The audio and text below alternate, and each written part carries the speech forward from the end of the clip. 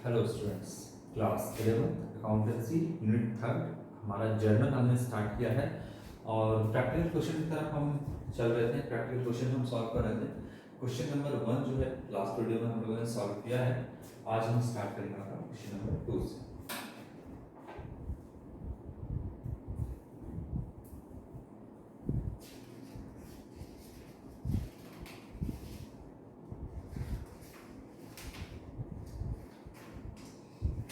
चलिए, question number 2। यहाँ पर स्टार्टेड बिजनेस विद कैश से आपका स्टार्ट नहीं किया गया है। क्वेश्चन नंबर 2 एक्चुअली में नहीं है, क्वेश्चन नंबर 1 ही है। 1 का ए बी सी ऐसे करके दिया हुआ है, तो 1 का ए हो गया है, 1 का बी इस तरीके से दिया गया है। चलिए देखते हैं क्या कहता है।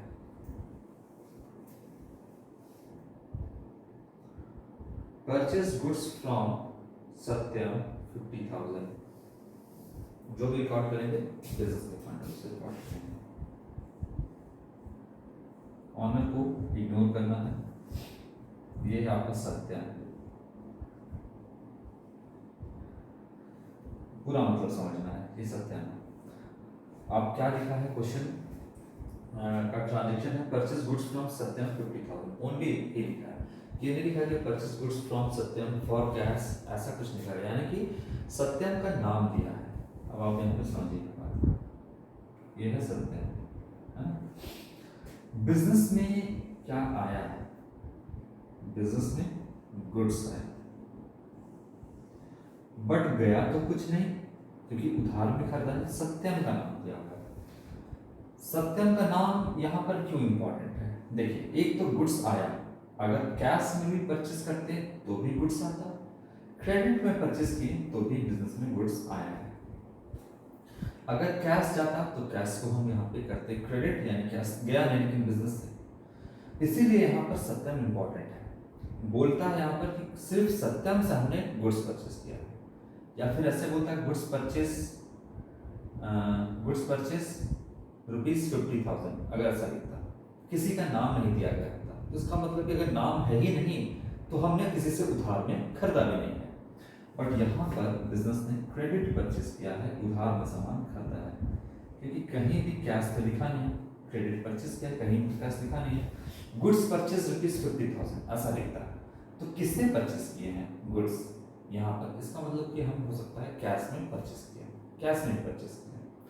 लेकिन यहाँ पर बोलता है कि गुड्स परचेस फ्रॉम सत्यम, लिख के छोड़ दिया। इसका मतलब है कि सत्यम का यहाँ पर इंपॉर्टेंट क्या है कि सत्यम से हमने खरीदा है सामान, और सत्यम को नियर फ्यूचर में पैसा देना है। तो सत्यम अगर नाम दिया है तो यहाँ पर इसका मतलब है कि हमने उधार में परचेस किया है। और सत्यम कौन है? सत्यम को बिजनेस को पैसा देना है। तो सत्यम कौन हुआ? सत्यम मेरा लेनदार यानी क्रेडिटर हुआ कि नहीं हुआ? क्योंकि बिजनेस में क्या आया? गुड्स आया, और बिजनेस के लिए किसको सामान का पैसा देना है? सत्यम को। और सत्यम को अगर बोले तो कौन है? सत्यम मेरा क्रेडिटर है। तो क्रेडिटर तो है, लेकिन नाम दे दिया क्रेडिटर का सत्यम। तो चलिए पहले हम एक पहलू को सॉल्व करते हैं, एक एस्पेक्ट को सॉल्व करते हैं, आपका ट्रांजेक्शन को। तो हर ट्रांजेक्शन के दो एस्पेक्ट होते हैं, एक डेबिट और एक क्रेडिट। तो पहले हम डेबिट वाला सॉल्व करते हैं। बिजनेस में क्या है? गुड्स आया। फर्स्ट नंबर गुड्स आया अगर बिजनेस में, तो हम क्या लिखते हैं? परचेज वर्ड का इस्तेमाल करते हैं। क्वेश्चन नंबर 1 में बताया परचेज का इस्तेमाल करते हैं गुड्स के केस में, और जब सेल करते हैं तो सेल्स वर्ड का इस्तेमाल करते हैं। तो परचेज अकाउंट को हम करेंगे डेबिट रुपीस आपका 50,000 रुपीस 50,000 ये हुआ, ठीक है। 50,000 एक पहलू को रिकॉर्ड कर दिया क्योंकि गुड्स आया। अब दूसरा देखिए, बिजनेस के पॉइंट ऑफ व्यू से सोचिए, किसको पैसा देना है? तो सत्यम को देना है। अच्छा, सत्यम कौन है मेरा? तो सत्यम एक पर्सन है ना। सत्यम कौन है? पर्सन है। रिसीव करना है सत्यम से, कि सत्यम को गिव करना है, देना है? तो देना है, गिवर है ना। डेबिट व्हाट कम्स इन, यहाँ पर रियल अकाउंट के रूल से मेरा स्टॉक बढ़ने के सेंस में परचेज अकाउंट डेबिट, और यहाँ पर बिजनेस को किसको पैसा देना है, सत्यम को। तो सत्यम से हमने रिसीव किया है और सत्यम को अब क्या करना है, देना है पैसा। सत्यम कौन है मेरा, सत्यम मेरा क्रेडिटर है। तो एक तो आपका गुड्स आया।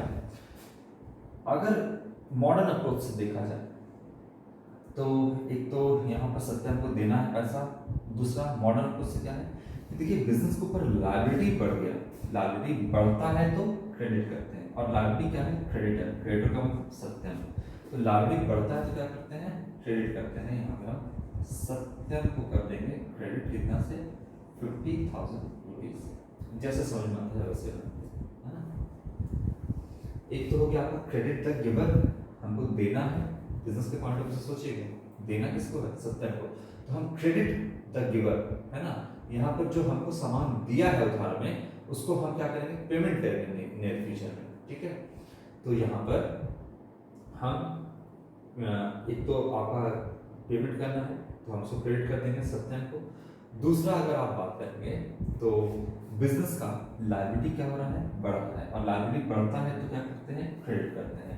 और लायबिलिटी में क्या है मेरा, क्रेडिटर, लेकिन क्रेडिटर का नाम चूंकि दे दिया तो हम नाम लिख देंगे यहाँ पे सत्यम। और अगर नाम नहीं देता तो ऐसा लिखता परचेज गुड्स ऑन क्रेडिट, तब हम क्या लिखते हैं, परचेज अमाउंट को डेबिट करते ही करते हैं, नाम नहीं रहता तो हम क्रेडिटर लिखते हैं, परचेज टू क्रेडिटर, लेकिन नाम दे दिया है तो परचेज टू सत्यम, ठीक है ना। Being purchase goods from Satyam on credit, या नरेशन लिख देना।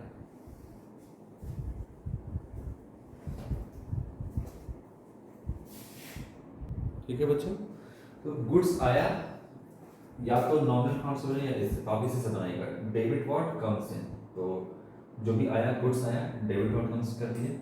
अच्छा, बिजनेस के हिसाब से सोचना है, गिवर कौन है, क्रेडिट द गिवर, तो हम गिवर कौन है, कौन दिया है बिजनेस को सामान, दिया है आपका सत्यम, तो हम सत्यम को क्रेडिट कर देंगे पर्सनल अकाउंट के रूल से।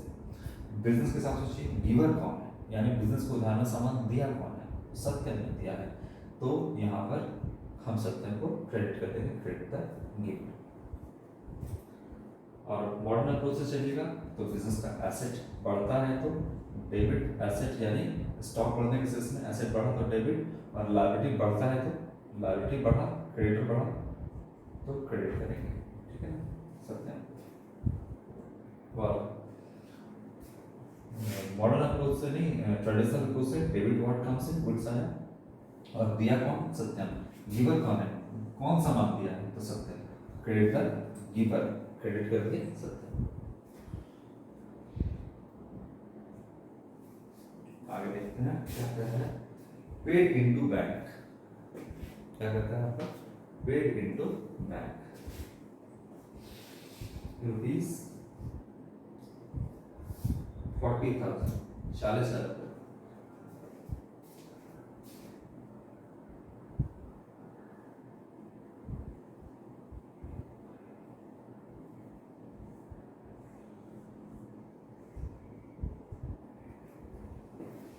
Paid into bank rupees 40,000, 40,000 rupees. चलिए देखते हैं क्या कहता है। बिजनेस का कोई भी कहीं भी बैंक अकाउंट होगा, पीएनबी में, एसबीआई में, मानते हैं एसबीआई में। बिजनेस से क्या गया, बिजनेस से क्या गया, तो बिजनेस से कैश गया, कैश निकल गया बिजनेस से, ठीक है, और कहाँ पहुंच गया, बैंक में, ठीक है, एसबीआई बैंक में। तो यही है पेड इनटू बैंक, यानी बैंक में आपने पैसा जमा किया 40,000 का। तो किसका पैसा जमा किया, ऑनर अपना पैसा जमा किया, नहीं, बिजनेस का पैसा जमा किया। जो भी ट्रांजैक्शन आपका बुक में गिवन है वो बिजनेस के पॉइंट ऑफ व्यू से ही है, ऑनर का कोई पर्सनल ट्रांजैक्शन यहाँ पर गिवन नहीं है आपका। और अगर कोई होगा तो गलती से, अगर कोई मान लीजिए कि जानबूझ करके बुक में अगर कोई ऑनर का पर्सनल ट्रांजैक्शन देता है तो क्या हम यहाँ रिकॉर्ड करेंगे, नहीं। ऑनर अपने घरेलू इस्तेमाल के लिए प्राइवेट यूज में क्या कर रहा है उससे हमको मतलब नहीं है, कि वो अपने घर पर टीवी खरीदता है, फ्रिज खरीदता है, उससे हमको लेना देना नहीं है, उसको हम यहाँ रिकॉर्ड नहीं करेंगे। हाँ, अगर बिजनेस से कैश निकाल करके टीवी खरीदा है घर के लिए, तब हम यहाँ पर रिकॉर्ड करेंगे, अदरवाइज अपना पर्सनल ट्रांजेक्शन से बिजनेस को लेना देना नहीं। तो बिजनेस से क्या गया, देखिएगा, एसेट की बात करते हैं। पहले हम मॉडर्न अप्रोच आपको समझाते हैं। बिजनेस का बैंक बैलेंस बढ़ा तो डेबिट करेंगे और कैश बैलेंस घटा तो क्रेडिट करेंगे। दोनों एसेट है बिजनेस के लिए। बैंक भी एक तरीके से, बैंक बैलेंस भी बिजनेस का क्या है, एसेट है, और कैश बैलेंस भी क्या है, बिजनेस का एसेट है। अब अगर हम एसेट की बात करें तो एसेट क्या है, कैश है, और कैश बढ़ता है तो डेबिट, लेकिन बिजनेस से कैश गया है तो कैश घट गया, क्रेडिट कर देंगे। और क्या बढ़ गया तो बैंक बैलेंस बढ़ गया, बैंक बैलेंस बढ़ गया। देखिए एसेट बढ़ गया तो डेबिट करेंगे, कैश घट गया तो क्रेडिट करेंगे, सिंपल सी बात। तो हम क्या बढ़ा, बैंक बैलेंस बढ़ा, एसेट बढ़ गया तो डेबिट कर देंगे, बैंक को डेबिट 40,000 रुपीज। क्या घट गया, गया क्या तो कैश गया, कैश घट गया तो कैश को क्रेडिट कर देंगे। यहाँ से समझ में आया 40,000। ये मॉडर्न अप्रोच है। ऐसा भी आप चाहो तो आराम से बना सकते हो, कोई दिक्कत नहीं। दूसरा, अगर हम यहाँ से देखते हैं तो यहाँ से आपका ख्याल रखेगा, बिजनेस से कैश गया रियल अकाउंट के रूप से, कैश गया goes out, credit card goes out, क्या गया कैश गया तो credit card goes out, cash को हमने क्रेडिट कर दिया। बैंक कौन सा अकाउंट होता है, आर्टिफिशियल पर्सनल अकाउंट होता है। तो यहाँ पर पर्सनल अकाउंट में क्या हुआ, डेबिट द रिसीवर। बिजनेस के पॉइंट ऑफ व्यू से सोचिए, रिसीवर कौन, बैंक। तो बैंक अगर रिसीवर है तो क्या करेंगे, डेबिट करेंगे। तो किसको डेबिट करेंगे, जो रिसीवर है, यानी बैंक और डेबिट। बिजनेस से क्या हो गया, क्रेडिट कार्ड गोज आउट, आपका कैश गया, तो bank on debit to cash. ये हो गया आपका ट्रेडिशनल अप्रोच से, debit the receiver, bank account debit, credit card goes out, cash account credit. Modern approach से एक एसेट बढ़ा तो डेबिट, एक एसेट घटा तो क्रेडिट, है ना। बिजनेस का एक एसेट बढ़ा, बिजनेस का एसेट है ना बैंक बैलेंस, तो बिजनेस का एसेट बढ़ा तो डेबिट और बिजनेस का एसेट घटा तो क्रेडिट। सिंपल, जैसे आप बनाना चाहो वैसे आप बना लो, आपकी मर्जी। Big cash paid into bank 40,000 rupees, narration लिख देना। Sold goods on credit 20,000, sold goods on credit 20,000।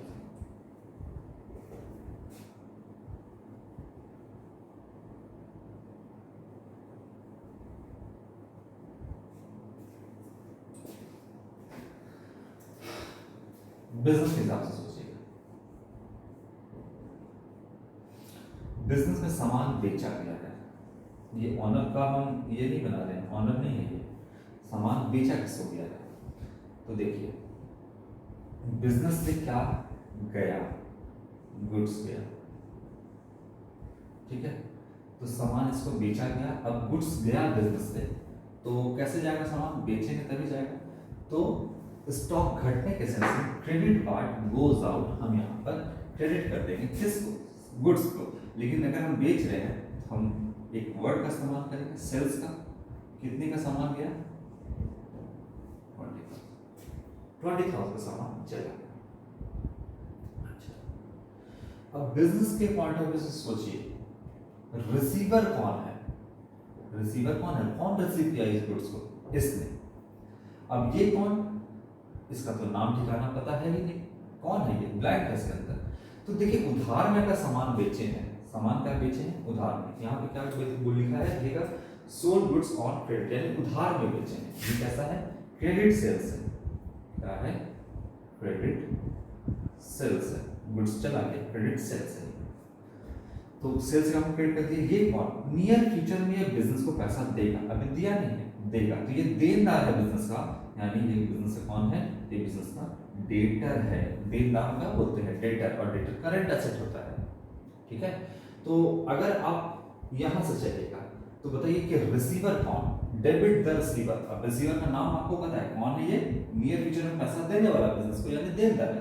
तो यहाँ पर आप लिख दीजिएगा डेटर अकाउंट डेबिट। नाम नहीं तो क्या बोलते हैं, नाम रखता, मान लो कि नाम होता राम, तो यहाँ लिखते हैं राम टू सेल्स, राम को बेचा गया। लेकिन अब राम का नाम नहीं है, तो राम का नाम रहता तो राम भी डेटर ही ना होता। अगर मान लो उसका नाम चलो रख देते हैं मिनट राम, तो राम कौन है मेरा, उधार में सामान बेचा गया तो राम मेरा डेटर ही है ना। तो राम का अगर नाम होता तो लिखते यहाँ पे नाम लिखते राम का, तो राम टू सेल्स लिखते। बट चूंकि नाम नहीं दिया है तो ये है कौन है, डेटर, तो हम डेटर लिखेंगे। तो डेटर को क्या किया गया, सेल्स किया गया। तो डेबिट द रिसीवर, ये डेटर कौन है, सामान देखिए रिसीव किया है, debit the receiver, debtor account debit, कितने का रिसीव किया सामान, 20,000 का। तो नियर फ्यूचर में ये कितना देगा बिजनेस को, 20,000। तो 20,000 का ये डेटर बन गया आपका debit the receiver traditional approach से। डेटर कौन, इनडायरेक्टली एक तरीके से पैसा किसको देना है, डेटर को, यानी सामान कौन रिसीव कर रहा है, रिसीवर कौन है, डेटर है आपका, ठीक है ना। और डेटर कौन, पर्सन, तो पर्सनल अकाउंट के अंदर आएगा आपका। अब ये जो है डेटर यहाँ पर ये नियर फ्यूचर में पैसा देगा बिजनेस को। तो debtor account debit, debit the receiver, और credit what goes out, sales account credit कर देंगे। ये हो गया आपका being good sold on credit, ये नरेशन लिख देना। अच्छा एक बात और, मॉडर्न अप्रोच से देखिएगा तो डेटर कौन है, बिजनेस का एसेट है, और बिजनेस का एसेट बढ़ा कितना से, 20,000 से, करंट एसेट है। तो बिजनेस का एसेट बढ़ गया ना, क्योंकि देखिए सामान तो बेचे उधार में, बात तो ठीक है, लेकिन डेटर कौन है, बिजनेस का एसेट है। और अगर एसेट है तो 20,000 से बिजनेस का एसेट बढ़ गया। अगर बढ़ गया तो क्या करेंगे, एसेट बढ़ता है तो डेबिट, और क्या बढ़ा तो डेबिट, तो डेबिट को डेबिट कर दिए, ठीक है। दूसरा सामान गया तो स्टॉक कम होने के सेंस में, एसेट घट गया तो सेल्स अकाउंट को क्या कर देंगे, देखिए क्रेडिट कर देंगे, स्टॉक कम होने के सेंस में, ठीक है, सेल्स अकाउंट को क्रेडिट कर देंगे। या सिंपल रहने तो debit the receiver and credit what goes out. तो debtor account debit to sales, जब उधार में बेचे तो debtor account debit to sales, ये बनेगा। और दोनों को मिला के चलना है तो बस ऐसे समझो कि बिजनेस का एसेट बढ़ा तो डेबिट, और सामान गया तो क्रेडिट व्हाट गोस आउट।